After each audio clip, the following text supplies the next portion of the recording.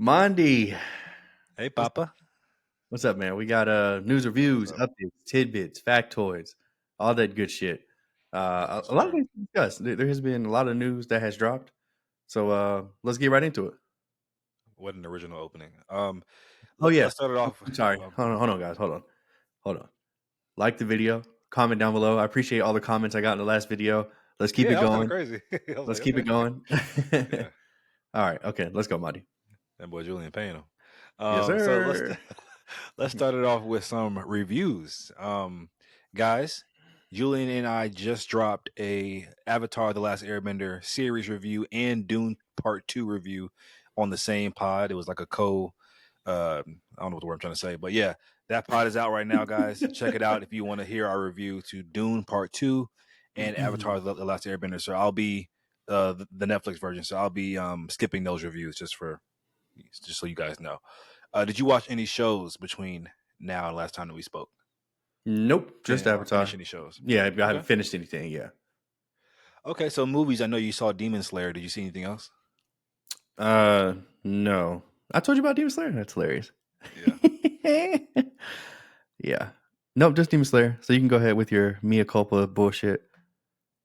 You wanted to do Demon Slayer last? Oh, I just assumed you had 10 films. Is that literally that's the only thing you saw? Mea Culpa? Mm-hmm. Okay, That's it. got it. Yeah. Okay, so yeah, Demon Slayer. The Hoshira Training Arc Film. This is the second time that Demon Slayer has done this kind of thing where they basically give you like the last 3 episodes of the season that we just saw. Then they'll give you, 20 minutes of new content. Um, both times they advertised it as such, and both times I was still angry that that's what I got. I really shouldn't be like it's literally my fault. Like I'm like I know full well what I'm getting into. But yeah, I don't know, man. It just feels like the cash grab that it is. I'm not sure how much money this is even making, but I guess it's making enough to where they can do it 2 years in a row. So shout out to Youthful Table and Demon Slayer, I guess. But um, the old stuff we got was cool. Seen it last year, and the 20 minutes of new stuff we got was cool. I mean, it's one of those things where like it's basically a waste of time. Like literally, like whatever you just saw, they're going to debut in a month on Crunchyroll. Like I basically just paid to watch episode 1 of the new season early, and I'm not sure it's really worth it if I'm being completely honest. But whatever. So yeah, I mean, I mean, I'm not even sure I can give it like a grade because it's just something that we've seen, and then like episode 1, which is just introducing us to the new season. Like they're not really giving us anything new or like teasing anything. Obviously, I've read the manga too, so I know where we're going. I know what's going to happen. So there was also like zero surprise factor in it for me personally. So maybe somebody that's an anime only really enjoyed it, but yeah, I really didn't. Just honestly, when I walked out of the theater, I was a little upset. Again, I shouldn't be, but I was. So yeah, we can move on to Tyler Perry's newest Netflix movie that has been Yeah. taking the nigger wave by storm. Let's do it. Alrighty. All right. Yes. As he said, my review for Mea Culpa, now streaming on Netflix. Just curious, do you ever plan on watching Iron Claw or American Fiction? I'm probably going to watch American Fiction this week because there's nothing out I want to see this week. Actually, I think I'm going tomorrow to see that. Iron Claw, probably not. Okay. I was just curious. All right. So here's my review for Mea Culpa. So this movie is written, produced, and directed by Tyler Perry. And boy, Um, can you tell? Sorry, go ahead. Sorry. yeah, pretty much. This is, we all know the common saying, there's too many cooks in the kitchen. This is an instance of it being not enough cooks in the kitchen. I think Tyler Perry, for the last couple of years, he's just been surrounded by a whole bunch of yes men. He has all this power and influence, and he just thinks Monday, he can. What? why did you watch this movie? Genuinely curious. Like, Honestly, because it has been like in hiatus since Tyler Perry has done his last thing. I always have hope for the guy because I know he's talented in some respects. Like his early projects were just really, really good stuff and stuff that kind of stands like the test of time, in my opinion. And so I'm always hoping for that spark. And also, and honestly, I was interested in the actors involved too, which were Kelly Rowland and more so Javante Rose because I was a big fan of him in Moonlight. So yeah. So yeah, the movie stars Kelly Rowland, Javante Rose. Kelly Rowland, I honestly don't expect much from as an actress. She's cool to look at, I guess. So I didn't really expect much from her, but from Javante Rhodes, I actually did expect a lot from him, and he was horrible in this movie. And so I know he's talented. Horrible. Oh, man. Okay. I know he's talented though. Like I know he just did the Mike Tyson thing on Hulu. Like I see, he was in Moonlight. I've seen him in other things as well. So I have to blame the writing and directing. But Javante, you got one more chance, nigga. You're on my one more. That's it. nigga. This nigga literally had a line of dialogue in the film. Where he's like, "Man, forget this. I'm going dancing." And he has this weird, like his voice is like super, super deep in the movie. And it's like he's playing it like he's just supposed to be like this the sexiest nigga ever. I mean, let any girl tell you he is, but like he's like it's just constant sex. I mean, seductiveness throughout the entirety of the performance. It's corny as fuck. Anyway, we've seen this plot before from Tyler Perry. We see it's an uptight woman who secretly kind of wants to let loose. Maybe her situation at home with her boyfriend or husband isn't ideal, and she finds the bad boy who brings it out of her. You know, we've seen that a lot of times before, and I might get canceled, but I don't care. I said this on TikTok as well. I'm convinced that Tyler Perry is living his innermost fantasies through the characters that he writes, and I don't mean the men characters. I mean the women. He wants that bad boy to come into his life and just put him on the back of that motorcycle and just drive. I promise you, he wants that. Okay. Wow. Tyler Perry does his weird thing lately with his dialogue, where it's just zero subtlety at all. I mean, it feels like the dialogue is like the inner thoughts of somebody when you're reading a book, as opposed to like how people actually speak. Everybody says exactly what's on their mind, and it's extreme detail at all times. And it just came across like a book. Anyway, also Tyler Perry, this movie's quite freaky as well, and I typically somebody would reach their freakiness apex around their 20s and 30s, but Tyler Perry's getting freakier as he gets older. I've noticed, and so that to me is the mark of a true freak. When you can just keep on getting freakier well into your 50s. There is a twist in the finale. Okay. There is a twist in the finale of the film that honestly I thought was really cool. I thought, okay, this is kind of good, you know. And I'm tuning back in now, and then that twist goes off the rails, very at full steam. So overall, I gave Mea Culpa a C-. So nothing surprising, but as I've told you before, his fans will eat this up. It's going to do numbers on Netflix, and he'll shoot another movie in 2 weeks. That'll come out in 5 months. That will kill on the streaming as well. So yeah. Let's talk some other news, guys. Reviews are over. Like I said, please watch our Dune 2 reviews. Please, it's like I'm begging. Fuck y'all. Dune Part 2 review and Avatar Last Airbender review up now as well. In the sports world a little bit, let's talk about that. Joy Taylor and Taylor Rooks, when the mac and cheese and the yams collide, are partnering to create a new podcast. It's called the I forgot I don't have what it's called on here, but the podcast will be released every Wednesday and promises to feature a wide variety of high-profile special guests. I've seen a few clips on TikTok. They're talking about, I'm pretty privileged and shit like this. Shit that you would expect from them too. But does this pique your interest at all? Hearing them? Why would this pique my interest? Why? I mean, because you're into sports. I mean, is Taylor Rooks and Joy Taylor? I mean, why not? They have 2 big shows on ESPN. They're coming together. No, you're hilarious. Okay, I have no interest in this. I will not be listening to this at all. Probably same, honestly, but I look forward to the clips. Like I said, that mac and cheese and yams collide. Matthew Lillard is officially set to return as Shaggy for a mystery Scooby-Doo project. This has the Scooby-Doo fan in me from the 2001, 2002 live action. I think it was 2000. 2000, whatever. That has my hopes up, but honestly, it'll probably end up being some kind of animated thing or some video game. But if they can bring that cast back together, bro, oh my God, I would just be in heaven. But I know you don't care about that movie, but do you have any thoughts on that? I mean, James Gunn's original Scooby-Doo is not as good as you think it is. I mean, it's funny, like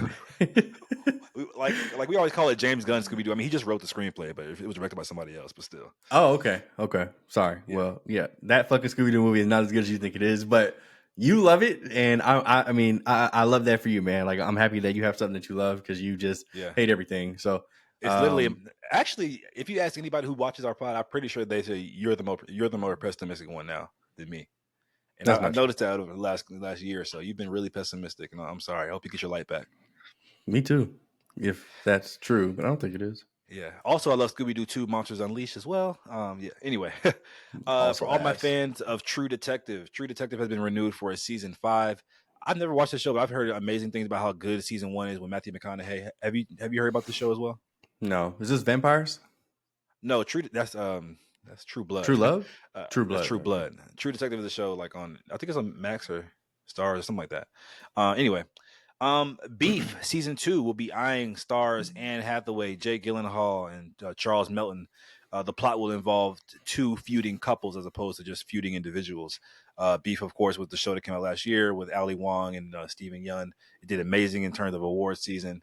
Yeah, it was a really good show. It was A24's first show, so they're getting a season 2 with like a whole new cast. I think it's really cool. But what are your thoughts on this? Yeah, this was an interesting concept. I still haven't seen season 1 with Ali Wong and Steven Yeun. I actually do plan to go back and watch it though. But I have a few things on my plate in terms of television and film for the next few weeks. So we'll see if I actually get to it. But yeah, I mean, this is I didn't think that what's the nigga's name? Jake Gyllenhaal. Jake Gyllenhaal would do TV. But I mean, I don't know. I'm glad that there's not this huge stigma about doing one or the other anymore. So yeah, cool. Let's do it. Beef season 2 on Netflix, I guess. And it's like a limited series and it's A24. So, but yeah, I mean, honestly, I really enjoyed Beef season 1. I don't think it needs to be done again. I can't help but see how it doesn't feel redundant, but maybe the couple aspect will make it a little bit different. But I'll definitely check it out for sure. Because like I said, I was a fan of season 1. But you mentioned that you had some stuff on your plate regarding TV and film. I'm just curious. What are some of those things? I'm genuinely curious. There's this new anime on HBO Max, Ninja. I can't remember what it's called. Got the new Walking Dead show. Got Shogun. There's a few movies coming out that I wanted to see. I can't remember what they are off the top of my head, but yeah, just shit like that. Oh yeah, the Walking Dead show is out now with Rick and Michonne, right? Yeah. Okay, cool. Every Sunday. All right, thanks for the plug. A Cola Wars movie is in the works. Cola Wars. This film follows Pepsi's attempt to challenge Coca-Cola's century-long reign as the world's top cola.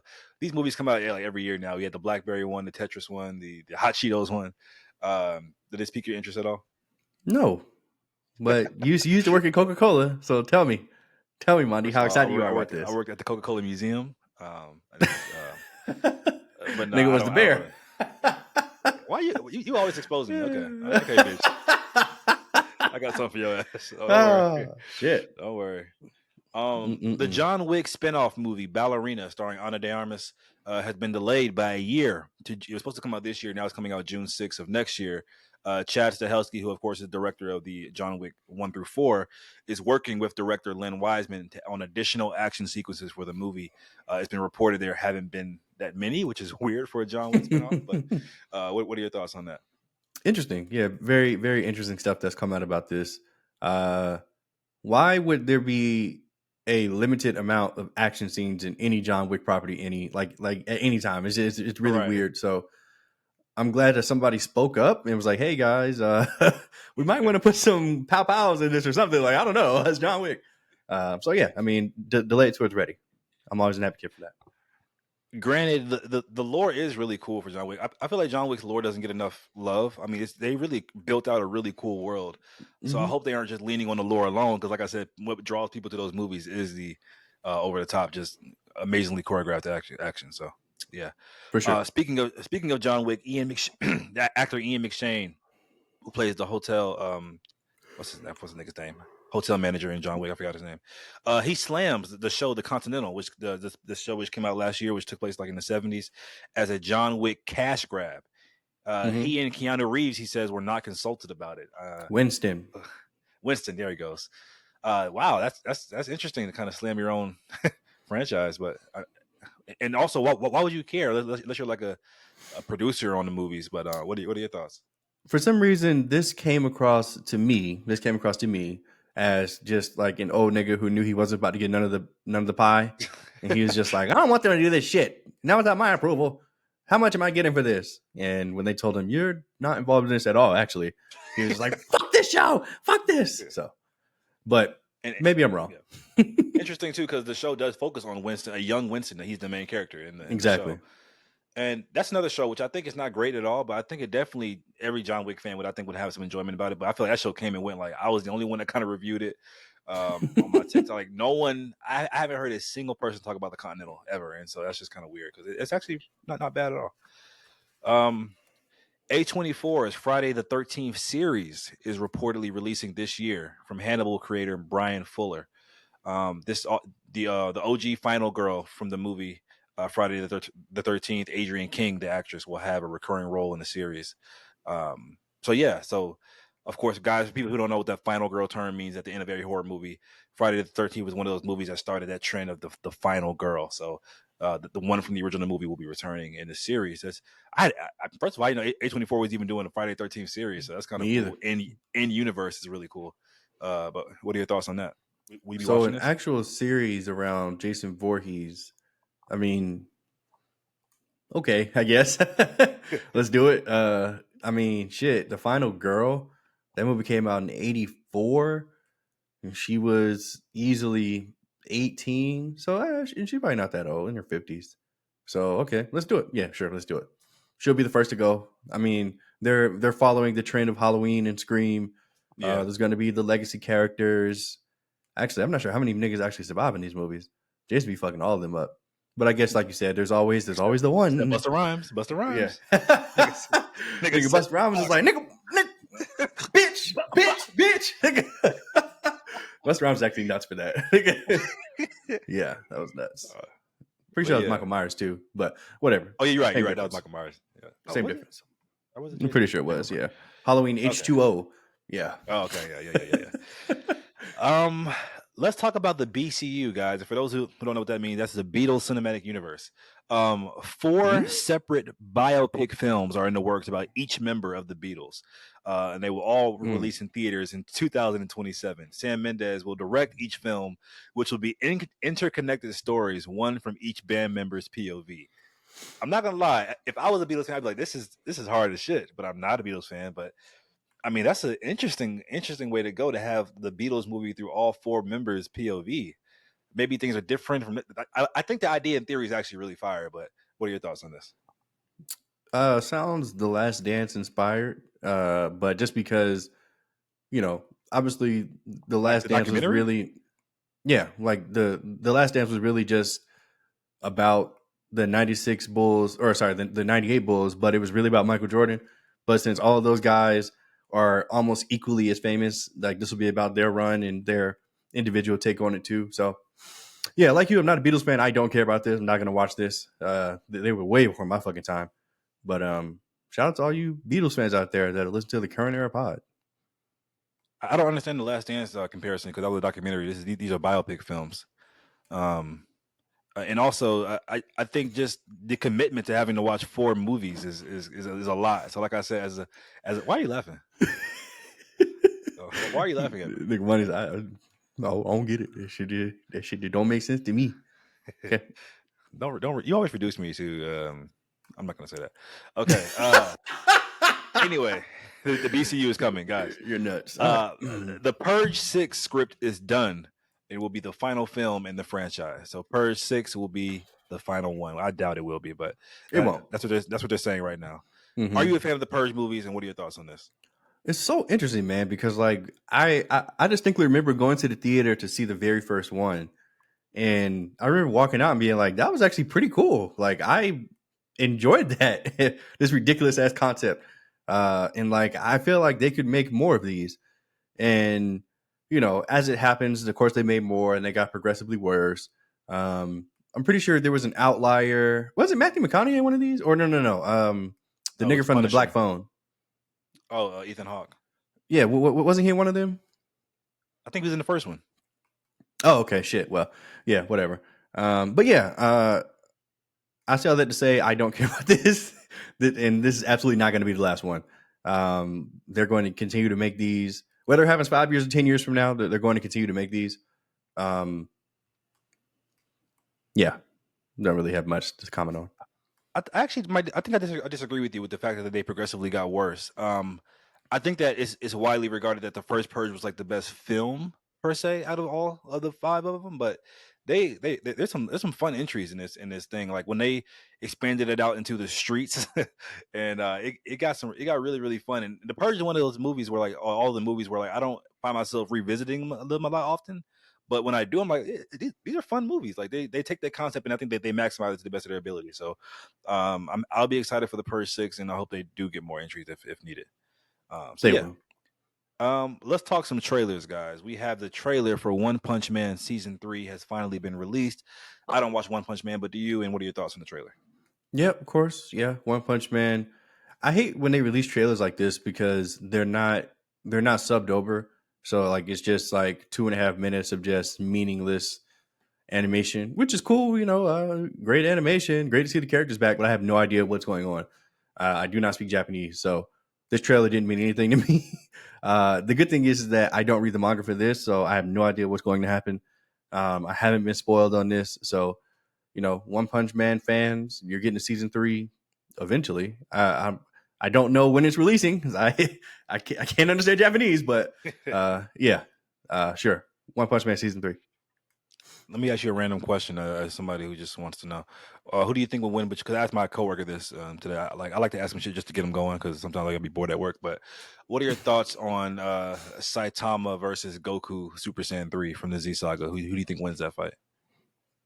Goku doesn't even have to go Super Saiyan 3. Does it have to go Super Saiyan 3? No. Damn. Base Goku at the end of Dragon Ball Z, with Kaioken. No, he doesn't even need Kaioken. Yeah, base Goku claps. In my opinion, this is my opinion. Okay, my opinion. Yeah, his opinion was that it would be a good fight between him and Super Saiyan 3. My coworkers, but he said Goku would have to go to the Super Saga for him to beat Saitama. Okay, I mean, if he reads the manga and he knows more about the depths of that character, then that's okay. But based on what I've seen in the anime, Goku claps. That's just my opinion. Claps. Okay. Claps. How about Okay, now I'm going on a tangent. How about Saitama versus Naruto in his latest iteration in Boruto? Yeah. Saitama wins probably pretty easily, honestly. I mean, there's such like a vast power difference in these shows, bro. Like, I know. And so Naruto, Dragon Ball Z, yeah. I mean, if we're gonna scale it, if we're talking about I love it. like Goku is like a universal threat. Like he could easily destroy the universe. Even in Z, not in Z though. In Super, he can. Not in at Z. The end of Dragon Ball Z, Goku could destroy the universe if he wanted to. Yeah. Oh, wow. I don't think he needs to go Super Saiyan 3 to do so. Now, I mean, that may take a minute, but he can do it. Okay. Right. Okay. Based on what I have seen, guys, don't flame me. I don't read the fucking manga for guys, One Punch Man. Please flame him in the comments. Based on what I've seen in the manga, there's no comparison to that for Saitama. Like, I would say that Saitama is almost a planetary threat, but like again, there's levels to this. Like, yes. Goku was a fucking planetary threat when he was like 12. So, yeah, he was not a planetary threat in Dragon Ball. Don't now that I know. I did watch Dragon Ball pretty faithfully. He could have destroyed the Earth as his ape form. Okay. Would you rather loading? Next trailer review, guys. We have the official trailer for Freaknik, The Wildest Party Never Told, the documentary. What are your thoughts on this trailer? Niggas been waiting on this. There's some horny niggas out there, but they've been waiting on this Freaknik. What? Look, first of all, this is on Hulu. So I don't know what y'all think y'all are about to see. Besides your mama, your auntie, your motherfucking cousins, nigga, your grandma, your uncles, nigga, they all finna be out there. So your teachers. Yeah, right. Like pastor. It's gonna be it's gonna be some crazy shit. So swallowed up. Have you ever been swallowed up? I'm sure that there's a lot of people that are not looking forward to this dropping, but it is. Yeah, I think it's hilarious. Like some of the people that they have like commentary in this, like, why does 21 Savage like what? Like what? Okay, 21 Savage, cool. Atlanta, the mecca of black people. Yeah. Yeah, so this is funny because this is the documentary I believe that had the petition for people people were signing for it not to come out because of the dangerous secrets it holds. My only prayer is I don't see my mother and father on here, please, because they were in Atlanta during this time, during the height of it. My father literally he just won't tell me the story. He'll be like, "Yeah, man, I was freaking at the time." I'm like, "What happened?" He's just like, "It was a time." Mom, oh my god. Mom, I don't want to see you on there, please. But I will be watching. This actually looked really good. I'll be watching this. It's so funny how the trailer for the documentary aired. It was like, Freaknik was so fun with the blast, but there was a dark side. Right. I was like, oh my god. Of course. Yeah. So this actually looks really training though, and yeah. So I'll be checking for it. Are you watching this? Maybe. I'm sure Avi will watch this bullshit. So yeah, I'll probably watch it. Yeah. We had the trailer for Shirley. This is the new series coming to Netflix March 22nd this month, starring Regina King. It's got some other really rest in peace Lance Reddick. He's in here. We got Terrence Howard and others. Shirley was some kind of political figure that I never heard about, so maybe I'll learn something if I decide to watch this series. But what are your thoughts on this? Yeah, the first black woman to run for president in the United States, which is interesting. So we know how that story ends. I was about to say, did she win? Shout out to Regina King. I really feel like she's like super talented to take on a role like this. I mean, she's been underappreciated in Hollywood, especially for a while now. So maybe this is her bid for an Oscar or, whatever award that she deems worthy. But I think she already won an Oscar a couple years ago for If Beale Street Could Talk, if I'm not mistaken. As a lead actress? Supporting actress. Okay, well, sure. But yeah, I don't give a fuck about this. I'm sorry. I just don't care about this. I'm not going to watch this. But, hopefully Regina wins everything and she gets what she wants out of this. Yeah, I'm on the fence about this one because I love all the talent involved, from Lance Reddick to Terrence Howard, obviously Regina King, but the trailer didn't do enough to compel me to want to watch the show. So this is one of those series where I'll have to hear. It's a car going crazy outside my apartment window, but this is one of those shows I'd have to hear about people liking it before I tune in, honestly. So yeah, hope it's good though. We have the trailer for Irish Wish, starring Lindsay Lohan, out March 15th of this month on Netflix. What are your thoughts? She's back again. Yeah, this look ass. This like one of those like direct to video movies. Oh, yeah. Again, same kind of sentiments. Like I'm happy for Lindsay Lohan. I'm happy she's gotten her life together. I'm happy that she's back because we all know that she's extremely talented. Monty, I'm not gonna waste my life watching this movie. I'm just not gonna do it. I'm sorry.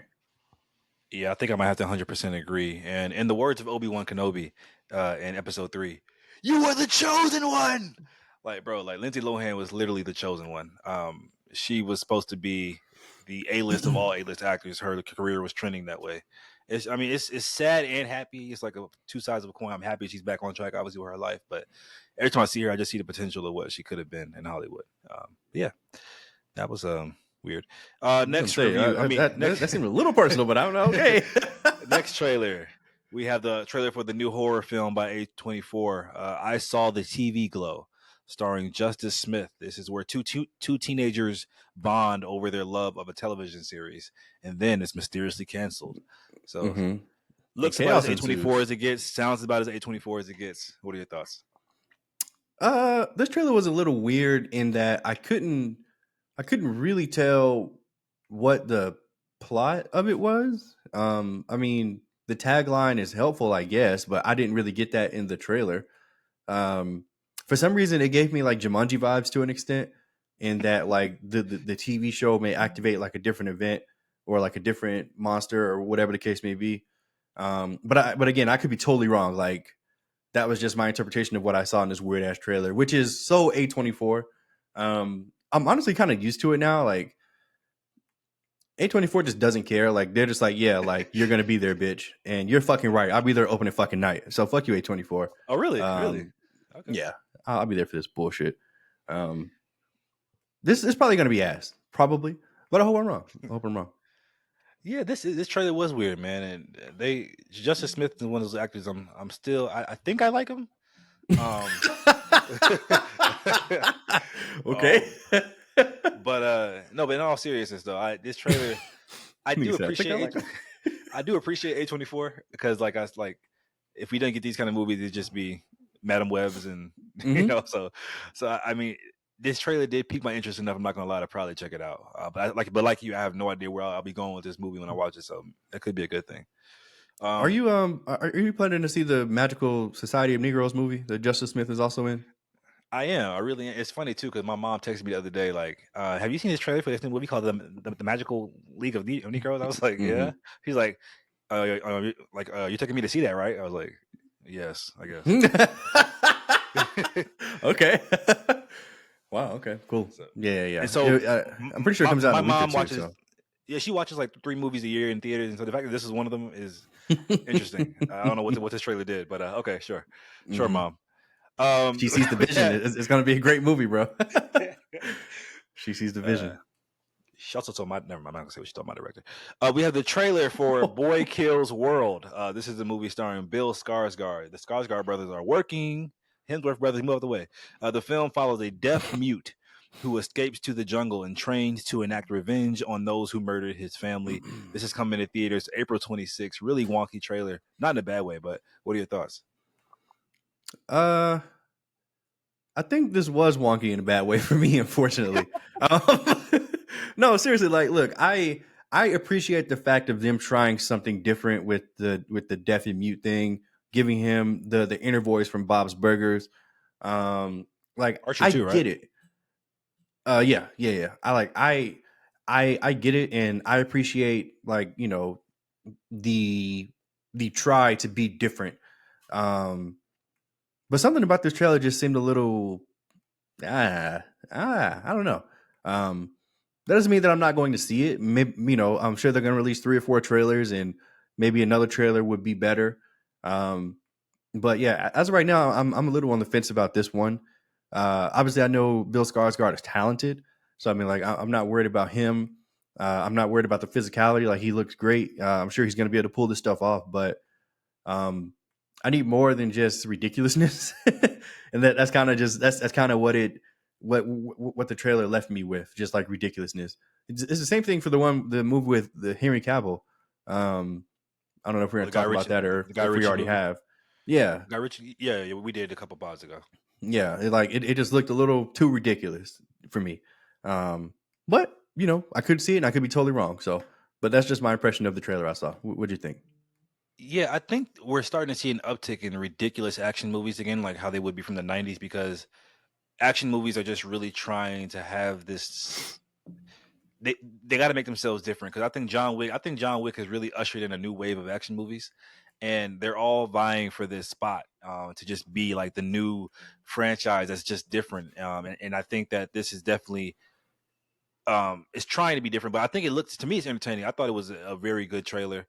I commend Bill Skarsgård for his commitment to his body. I love when actors, you know, put their body through the ringer. You can tell he's in shape. He also looks really good for this new movie, the Crow remake that he's doing as well.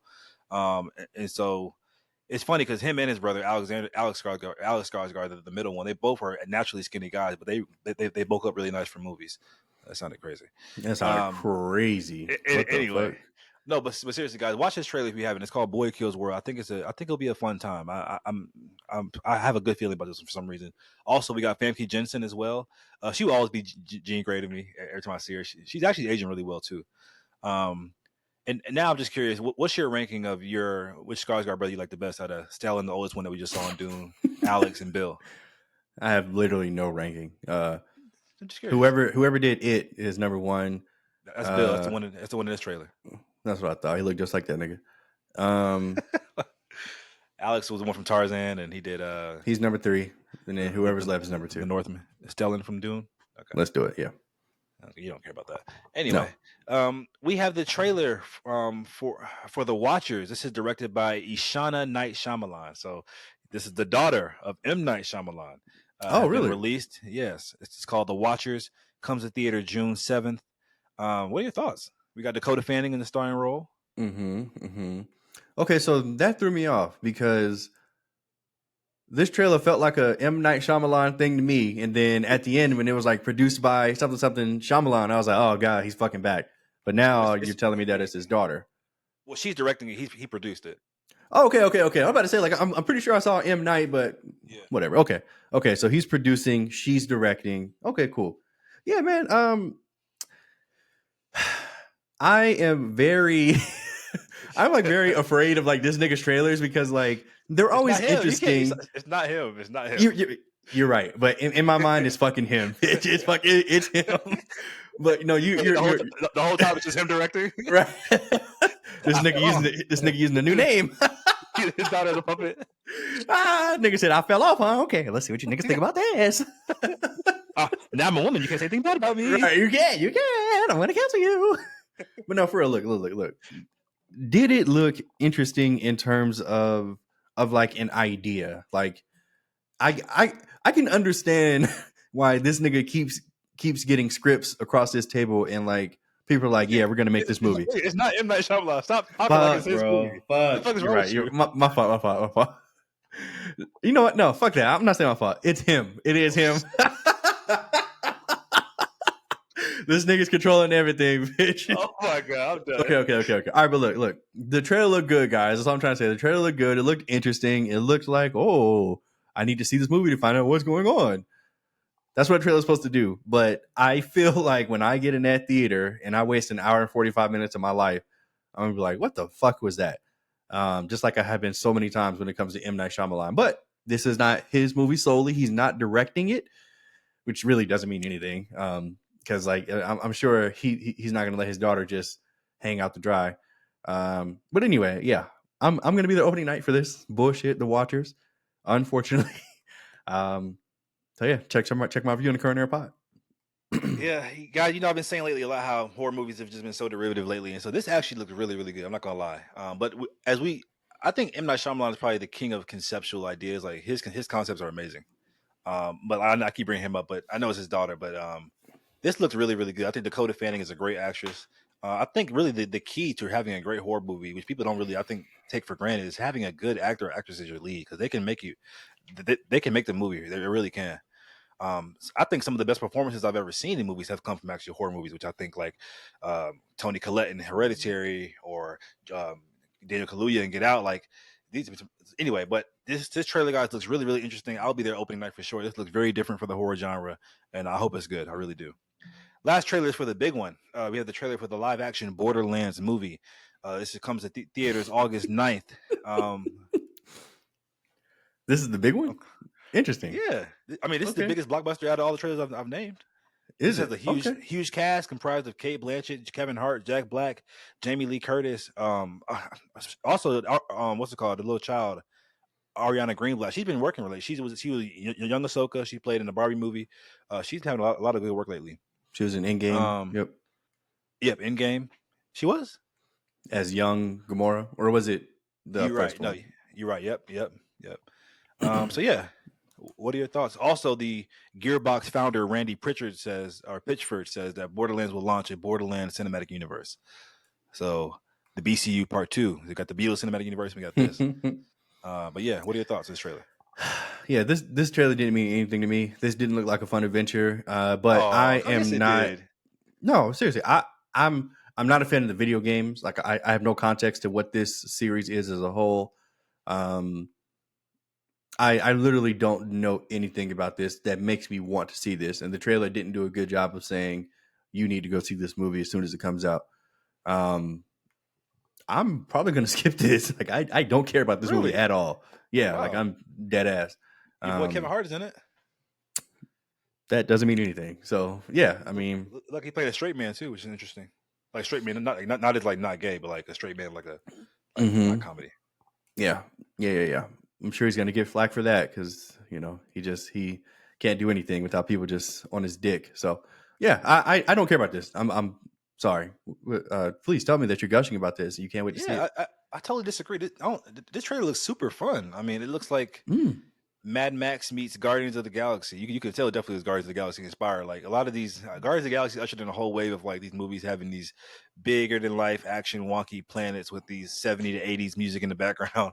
But yeah, I'm pretty sure that was actually in the meeting room for this movie. I said, let's mix the tone of Mad Max and Guardians of the Galaxy. But yeah, it looks super, super fun. Really talented cast here. This looks like this year's Dungeons and Dragons, which came out last year, which also I think deserved a lot more praise than it got as well. So yeah, I'll be your opening night for sure. Okay, you just be laughing at me. Let's talk some DC and Marvel news, guys. Jurassic League is having an animated. Yes, guys, you heard me right. Not Justice League. Jurassic League is an animated film reportedly in development at DC. It's a prehistoric version of Earth. of Earth that sees heroes and villains as dinosaurs. So Batman is like a T-Rex and shit like that. So James Gunn is producing. Is James Gunn going off the rails with this early on in the DCU? Monty, what the fuck is this? What the fuck is this? Like, James Gunn took over DC. What do you expect? Like, when you tagged me in this, I thought it was a joke. Like, oh, like we're doing the Jurassic League with dinosaur. This isn't gonna. You know you're gonna watch it though. Be honest. You know just out of curiosity to see Batman as a fucking T-Rex. That's not. Does that pique your interest? I'm not watching this, brother. No. If you watch this, you're too far gone. Like these niggas have a stranglehold on you that you don't even realize if you waste your life watching this bullshit. To me, I just give James Gunn a lot of. He has a balls because like this seems like something like to do this in basically your phase 1 is nuts. this is a phase 6 property at best. This is like the problem when you don't have anybody to check you. Like this nigga probably smoked a big bag of weed, did some crack, and he was like, "Yeah, like I'm gonna make a Jurassic League film, and who the fuck's gonna stop me?" Like, bro, like, what? Whatever. Hey man. Speaking of James Gunn's Superman Legacy has been renamed to just Superman now. What are your thoughts on this? I guess I like it. I mean, the title doesn't matter to me. I know people were trying to shit on the emblem. The emblem looked fine to me. I've said this so many times. I'm trying not to overreact to literally anything about this because I am such a diehard Superman fan that it's so easy for me to overreact and be overly emotional and get too invested in nothing. Like it's just a title change. It doesn't mean anything to me. It doesn't. It means everything to me. This is bad. Superman Legacy. That title makes the movie stand out on its own. Now, when you look up Superman on IMDb, this is fucking compared to the OG fucking Christopher Reeve Superman. Like, what the fuck are we doing here? I mean, just call it something else. Don't call it Superman. There's only one Superman movie as far as I'm concerned, and that is the iconic performance from Christopher Reeve. So this bothers me, to be honest. I don't like it. And also, with all these characters that have been mentioned are going to be in this movie, whether it be Metamorpho, Mr. Terrific, Hawkgirl, Superman Legacy sounds more appropriate. Don't just call the shit Superman with all these extra players in it. I don't know. That to me, maybe it shouldn't bother me as much as it is, but it is bothering me, if I'm being honest. Speaking of James Gunn again, this nigga's a menace. Joe Manganiello, who played Deathstroke briefly at the end of BVS in that cutscene, in an end credit scene, says that he met with James Gunn about playing Deathstroke again in the DCU. And he said he was just like, "Hey, brother, let it go, brother. Let it go, bro." That's so funny to me. Hey, that's cold. That's cold. Like he was like, "Hey, James, man, like I really love this character. Like it means everything to me." He was just like, "Stop, just let it go, bro. Like it ain't happening." Oh, damn. At least he was direct. Yeah. I think he said it ain't happening. I think Joe Manganiello actually looked really good as Deathstroke. Not just him as an actor, like he has the way the Slade Wilson look, like the old white dude, but like he's in shape. I know it sounds weird, but yeah, but he had literally zero imprint on the character. Like nigga, you appear for like 2 seconds at the end of BVS. He didn't have time to do anything. Yeah, no, that wasn't BVS. That was the end of Suicide Squad, I believe, when they met Lex Luthor on that fucking stupid ass boat. Anyway, pretty sure it was BVS. No, because BVS end credit scene was the Lex Luthor when Batman came into the prison cell. I was like, yeah, nigga. Remember? And Lex Luthor was bald. Great end credit scene. Anyway, Barry Keoghan will return as the Joker in the Batman Part 2. This is the Matt Reeves, Robert Pattinson Batman universe. We saw him briefly in the Batman Part 1. What are your thoughts on this? Yeah, remember he was in the cell? No, I don't remember that in the movie, Monty, at all, because he wasn't in the fucking movie. He was in some like random post-credit 3-minute scene that niggas posted on Twitter, but he was not in the final cut of the film. You're wrong. Yes, he was. There was an extended scene of him, but there's a scene when the Riddler is sitting in the prison cell and somebody's laughing in the cell next to him, like doing that Joker laugh, and we get to hear it. Okay, so like I said, you did not see that nigga in the final cut of the movie. Thank you very much. Anyway, so yeah, okay, so in part 2, I guess we'll see him just like we saw him in The Cell, or maybe he'll be broken out. I don't care. His what we did or didn't see in part one, they left him out for a reason, and I mean, look, it's the Joker. It's a great thing, obviously. Hopefully, his interpretation of the character changes because he was just trying to be Heath Ledger, in Aren't they all?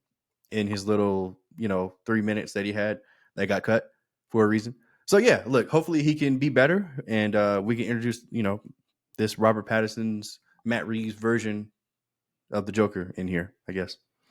The Joker is such a big character. I don't want him to be any kind of ancillary piece to any movie. Too bad. I don't like this idea at all. Because they already mentioned that it can be like the Court of Owls or like Red Hood or something like that would be like the main villain or somebody.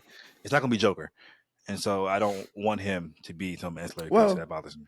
What if he's just like a slow build to like he's actually the ultimate villain in part 3? Okay. No. I don't like it. Okay, got it. Speaking of that was really cool at the end of Batman Begins when Jim Gordon gave him that card. He's like, somebody's walking around the city giving these card. It was just that Joker card. That was really cool. Guys, it's Morbin time. Morbius is now streaming on Disney Plus. I will be rewatching this very soon. So review coming soon on TikTok. Yes, I fucking love. I don't love Morbius, but I'm gonna say, wait. Yeah, okay. Nigga, Sony didn't crust you so bad. Nigga almost said, I love Morbius. God damn. I know, right? Yeah, Avengers 5. Now we're on the Marvel news, guys, if you haven't noticed. Avengers 5 will not be titled the Kang Dynasty anymore. Marvel is reportedly moving away from the Kang storyline, obviously, because of Jonathan Majors, and have planned to they apparently have been planning this even before he was fired. Just because of all of the backlash like that. So what are your thoughts on this? I don't like it because we've already been set up and led to believe that this is the route that we were going. Look, that doesn't mean that they can't do a quick pivot and make it make sense. The MCU has told mostly good stories for a long time now, so I'm going to put my faith in them and say that it can be done. Obviously, I would not like it to be done. We hear a different actor every day that says that they would love to play Kang, and I think at this point the character should just be recasted and we should continue on with the story that we have. But I don't know, man. Kevin Feige is just like, we getting these niggas out of here. So yeah, what do you think? Yeah, I don't like it either. I still to this day I'll always ride for Jonathan Majors. Like he seriously, no, but I know it's a joke. It's an ongoing joke. I'm just obsessed with him. But seriously, like his Kang was just like, it's like that's how you follow up with Thanos. Like he was being set up to be really, really, really good in the MCU. And so yeah, I hate that. But I will say this though, I do think that Loki season 2 did essentially wrap up his. I think they did that on purpose because you could really wrap up the Kang storyline with the end of Loki season 2, honestly. So I think Marvel had been planning this for a while, just based on how that went. So yeah. Marvel Studios is reportedly still searching for characters and actors who can carry its universe moving forward after the exits of obviously Robert Downey Jr. and Chris Evans. Throw some names out there of people who you think can carry it, because right now I guess Kevin Feige is not convinced of anybody, or if he is convinced of somebody, it's not more than one person. It's weird that he's not convinced of Tom Holland yet. Spider-Man's arguably the most popular Marvel character ever, and you have one that has 3 films. He just did an amazing 3rd film that made $1 billion, and he's just like, yeah, I don't think this kid can carry us moving forward. So I'm not sure what he wants. Like, it can't just be an actor. Like, we can't just get DiCaprio in here to play some random D-list character and him carry the Marvel Cinematic Universe. Like, that's not how it works. Like, we need a Captain America or an Iron Man. Maybe Hugh Jackman's the answer, but he's already so fucking old. He doesn't want to do it for another 10, 20 years. Is Toby the answer? Like, that would be the biggest middle finger to Tom Holland ever. But yeah, man, I don't know. I don't know what Kevin Feige wants. Like, I'm getting like mixed messages. Like, is he looking for a character or is he looking for an actor? Because those are 2 different problems to have. Like, like I said, you can't just cast Leonardo DiCaprio as some random character and think just because he's DiCaprio that he can pull the MCU forward. Like that's not how it works, bro. So I don't know. I'm not sure how to resolve this. So first, I have a rebuttal to your Spider-Man query. I think that he would 100% love to have Tom Holland be the catalyst for the MCU going forward, but it's the Sony issue. Sony has these rights over the character, and I think he just doesn't want to have to constantly battle with the fact of, will Spider-Man be mine in 5 years? How much will Sony want in terms of the box office return? Like he doesn't want to just. I think he's looking for somebody stable within the rights of Disney that he can carry. I think he'd take Tom Holland in a heartbeat to carry it forward. So that's my that's my theory on that. So I'm going to name a few actors, and you just tell me what do you think about them potentially being some of the people that could help carry it forward. What do you think about Doctor Strange, Benedict Cumberbatch, Doctor Strange? Can he be one of the catalysts? I mean, so like anybody you name is going to be so hard for me to answer because if you would have asked me in 2006, could Robert Downey Jr. as Iron Man carry a franchise or the franchise, I would have said fuck no. So I'm asking you now, as somebody that you've seen have been in 4 movies now, so you have some context as opposed to Robert Downey Jr. in 06. My point is, I have terrible vision. Like, no, I can't see Doctor Strange. No, I can't see Shuri. Like, I can't see. No. Okay. So, but like my point in what I said was I could be dead wrong. But I mean, I just have terrible vision when it comes to these things. I guess I can't see anybody aside from Tom Holland carrying this thing forward. And Shang-Chi? No. Okay. No. Okay. All right. Moving on to Star Wars, but yeah, like I said, I do think that Sony Spider-Man issue is the only issue with Tom Holland. Moving on to Star Wars, it's currently unclear if Pedro Pascal will reprise his role as Din Djarin in the Mandalorian and Grogu movie coming out whenever it comes out. Filming will begin, however, in California later on this year, so that's good news. But I've been saying this for a while now. Pedro Pascal has never been in that fucking suit. I don't care what nobody say. I don't care what behind the scenes footage you've seen. That nigga ain't never been in the suit, and so it wouldn't surprise me at all if he doesn't come back to play Din Djarin. What are your thoughts? He better fucking be back. I mean, he doesn't I don't think he gets a choice in the matter. Wow. This show propelled his career.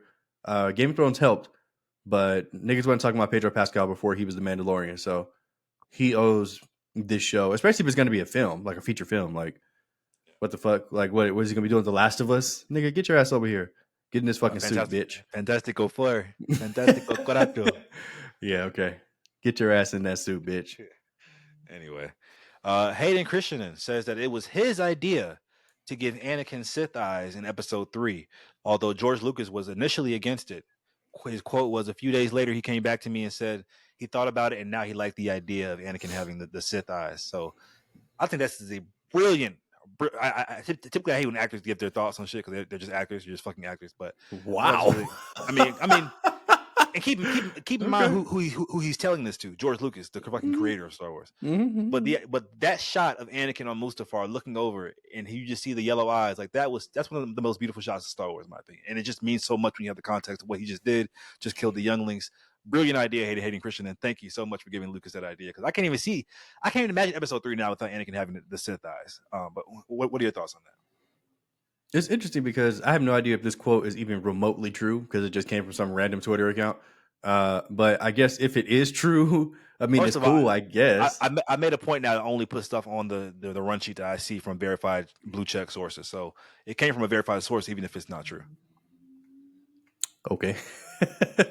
Got it. All right. Okay. So yeah, I mean, yeah, if this is true and this conversation actually happened on any level, then yeah, shout out to Hayden, I guess. It was a good decision. It was a great decision. I was kind of hoping Kylo Ren would get the Sith eyes, but now that I think about it, he never really deserved them. But but maybe when he killed his father in Episode 7, I think maybe just a hint of the yellow eyes would have been just so cool. Because at that point, you're just fully over the. Okay, you don't care about this conversation. All right, moving on. So we have the game trailer for Elden Ring, Shadow of the Erd Tree. Nerds, please correct me in the comments. It's releasing June 21st. So for people who like Elden Ring, go watch that trailer. It's out now. I'm sure Julian doesn't have anything to say about that, right? Because you don't play the game. Yeah, don't play the game. Sorry, guys. But shout out to Elden I know it's Ring huge though. Part 2. Yeah. Is it Part 2? I think so. Okay. Avatar: The Last Airbender is having a collab with Fortnite coming out very, very soon. So all my Fortnite players Interesting. and Avatar fans look forward to this collab. Any thoughts? Yeah, a lot of people are not happy about this. Really?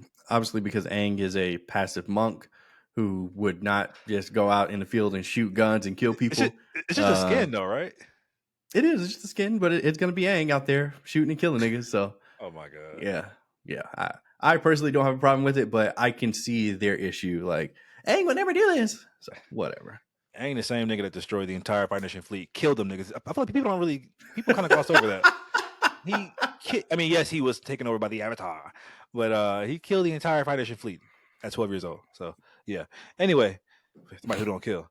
A new Paranormal Activity video game will be released in 2026. I think this is a great property for a video game. Kind of gives that Silent Hill vibes. Really? What are your thoughts? What are your thoughts? I didn't know that this was a thing. Interesting. Okay. I guess. Wait, why do you think this is a good property for a video game? Just because of the nature of Paranormal Activity, it's very like realistic. Like you could just be in your bedroom and something could be in the corner of your room, and you look up and it's not there, and just the nature of that found footage style. Immersion, basically. Like you can be fully immersed into it. With like VR, that'd be crazy. VR. Yeah, I agree. Okay. What? They be acting like he's like a god, like his opinion. I agree. Anyway, yeah, okay. You have a crazy interpretation of me at times. Jujutsu Kaisen Season 2 wins Anime of the Year at the 2024 Crunchyroll Anime Awards, as well as 9 other of the big awards, according to the internet. So, do you watch the show, and what are your thoughts? Yeah, I watched Season 1. Didn't love it as much as everybody else. Shocker. Still haven't seen Season 2, but I haven't been spoiled on it at all. I guess I just don't follow anybody that cares about that goddamn show. But it is insanely popular. It's probably the most popular show out now, aside from like One Piece or Demon Slayer. Shout out to One Piece. It won Best Continuation Series, Best Main Character in Luffy. Shout out to Demon Slayer. It won Best Animation. And I think it won Best Fight Scene too, or something like that. So yeah, I mean, great time for anime. Can't wait for Bleach to come back. Can't wait for One Piece to keep going. Can't wait for Demon Slayer to come back. Attack on Titan is over, sadly. They also won Best Drama of the Year, I think, or something like that. Shout out to Megan Thee Stallion. She was there looking ridiculously fine in her little cosplay. She actually announced Anime of the Year. So yeah, man. Jujutsu Kaisen Season 2 won. It basically didn't sweep, but I mean, it got basically all the awards, like you said. So I don't know if it's well deserved or not. I haven't seen Season 2, but I've heard people just gushing over it, so I'm sure it's amazing. Alrighty, now guys, it's time for our tidbit segment. Yay, tidbits! Yay, titties. Anyway, let's talk about. There's been a big controversy regarding floating heads in movie posters. People have said movie posters have lost their integrity and their art now because every single poster you see, whether it be Dune or the latest Marvel movie, has just the floating heads of all of the actors. There's actually a reason to that, guys. Actors' agents actually negotiate where their client's name will appear in the credits, how soon they will appear, and also having them on the movie poster is in a lot of their contracts nowadays. So when you see these floating heads for Dune 2, Timothy Chalamet, Zendaya, Josh Brolin, etc., that's literally in their contract. They have to be on the poster. So I have been noticing a really upward trend of that floating heads thing, which I really hate, but that explains it, which makes sense. Any thoughts on that? What the fuck are you laughing at? So you saw this on Twitter and you were like, "This is so interesting." Tidbit section. It'd be great for the tidbit section. I was. This it's not interesting to you. No. Okay. I don't get how this is interesting to you at all. That's so. Didn't you always wonder like why are these floating head posters everywhere? No. I don't even know what you're talking about. What is a floating head poster? Every single movie these days, all these big movies have the posters with all the actors' heads just. It's only their heads. I mean, it's dumb. It's dumb. You know what I'm saying? Like they're just coined. They've been coined the name floating heads posters, but like all the actors are just grouped up, and it's like it's zero creativity to these movie posters nowadays. Mm-hmm.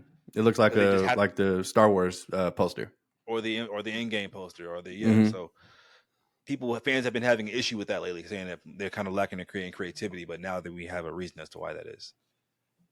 Okay. Guys, the current era pod 2 will be coming soon. Monty hosting that bitch.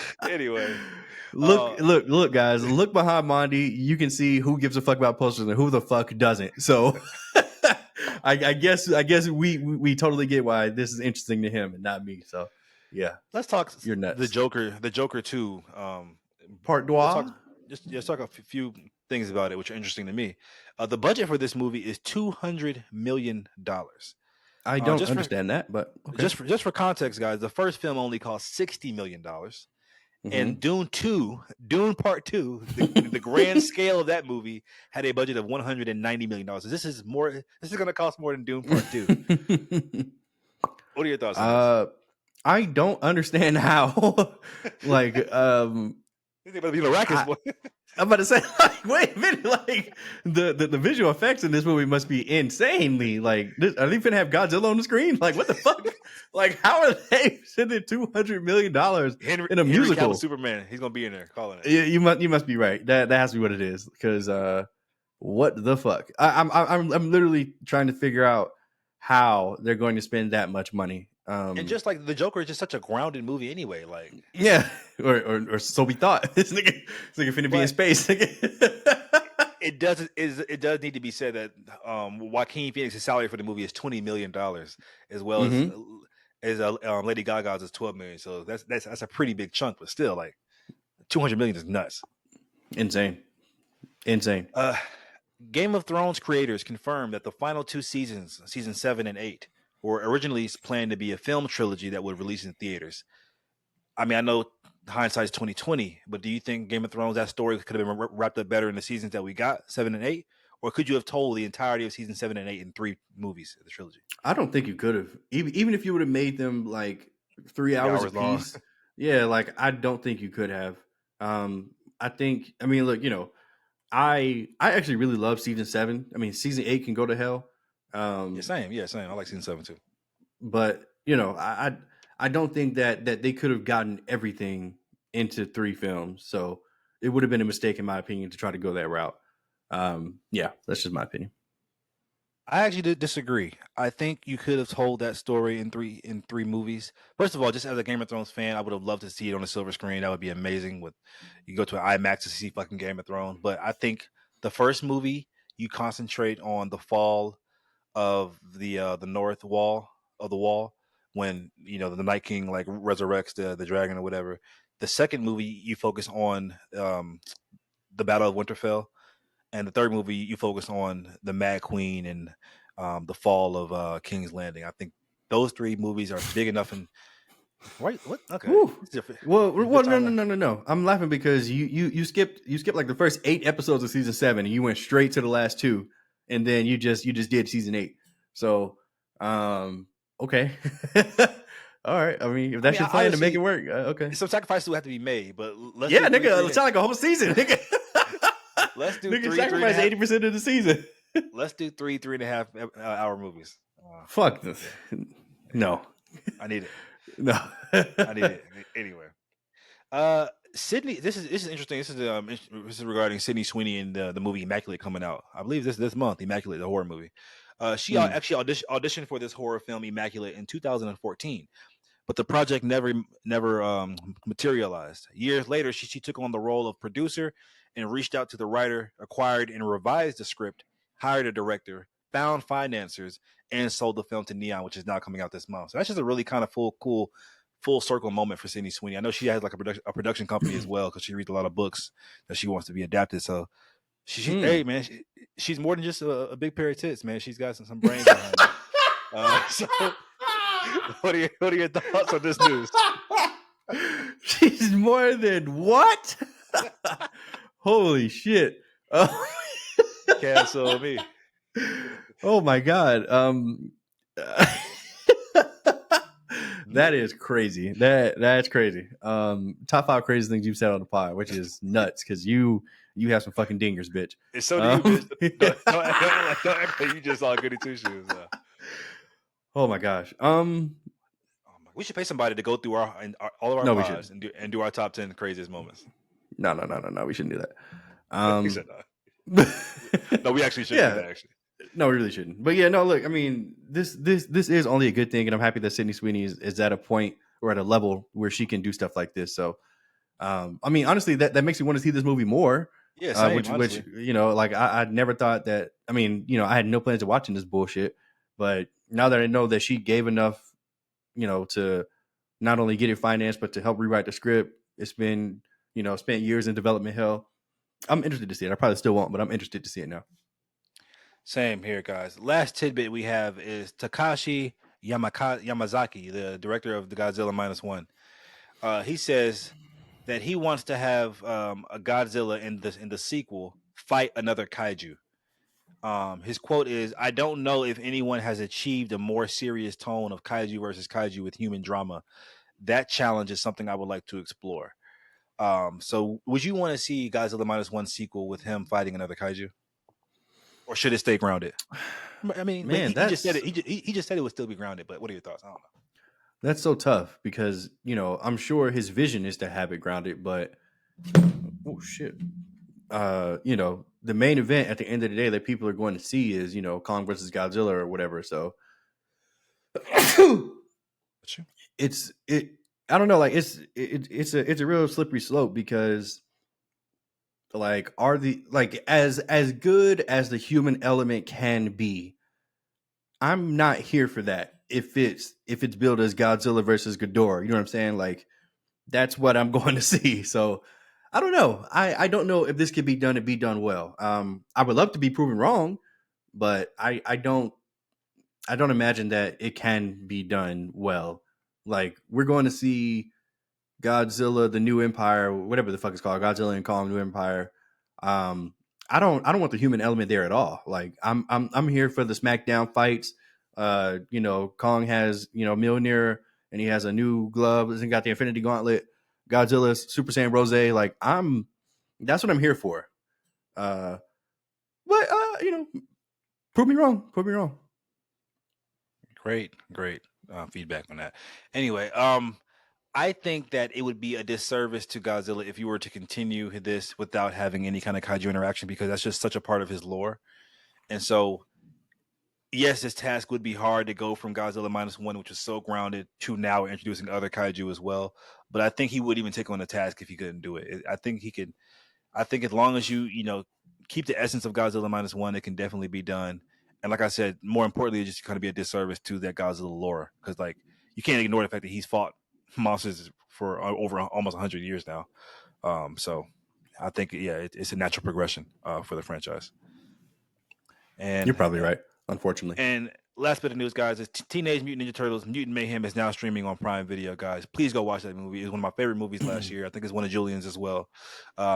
It's now streaming on Prime Video. TMNT Mutant Mayhem. That's it, guys. Yeah. Part 2 was announced to be released in 2026. So be on the lookout for that as well. Way too far out, but whatever. Yeah. Oh, and did you see the animation for the show that's coming out? I thought it was gonna be like as cool as it was in the movie. It's like way different. It's like super 2D and really.